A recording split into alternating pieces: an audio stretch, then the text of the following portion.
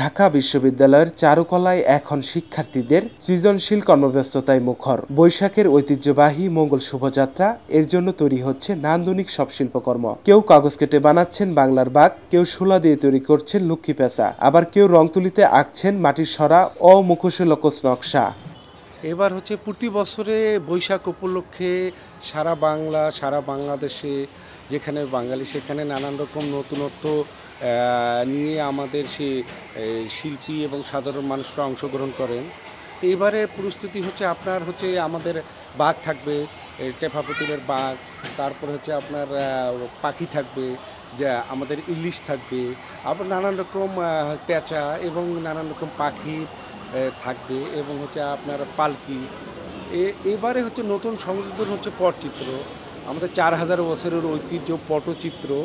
এটা হচ্ছে নতুন করে পটুয়ারা তো এই বংশ পরম্পরায় পট আঁকতেন, রেডিও আসার কারণেও ওনাদের বিনোদন তো ওই সময় কমে গিয়েছেন। তো আমি হচ্ছে এই যুগের ছেলে, আমি 30 বছর ধরে পট নিয়ে চর্চা করছি।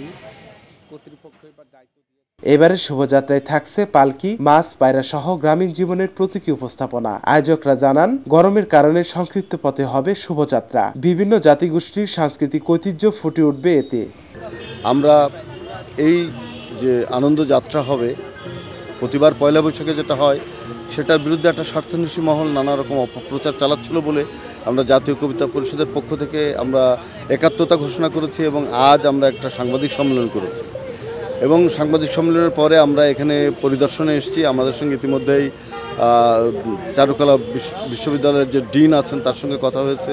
এবার তো খুব সবার মধ্যে একটা আনন্দ উচ্ছ্বাস, সাজ রব এবং ছাত্রছাত্রীরা যারা এখানে ছবি আঁকছে, বিভিন্ন স্থাপত্য বানাচ্ছে, তাদের ভিতরেও আমরা একটা আন্তরিকতা দেখছি এবং সবার উচ্ছ্বাসটা একটু অন্যরকম। ঈদ পরবর্তী পয়লা বৈশাখ, এটি কিন্তু একটা অনেক বড় প্রাপ্তির জায়গা। তো আমার এবার খুবই ভালো লাগছে। চারুকলা শিক্ষার্থীরা সকলকে উৎসাহের সঙ্গে শোভাযাত্রায় যোগ দিতে আহ্বান জানিয়েছেন। তাদের লক্ষ্য এই আয়োজন যেন হয়ে ওঠে বাংলার শিল্প সংস্কৃতির জীবন্ত প্রদর্শনী। নাফিউল লিকসন, দৃষ্টি 24।